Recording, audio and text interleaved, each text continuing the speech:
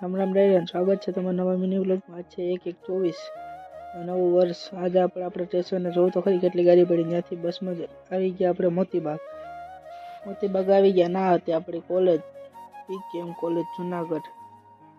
ત્યારબાદ આજ આપણી કોલેજમાં તો ફન ફેસ્ટા કેમ અને ફૂડ સ્ટોલ।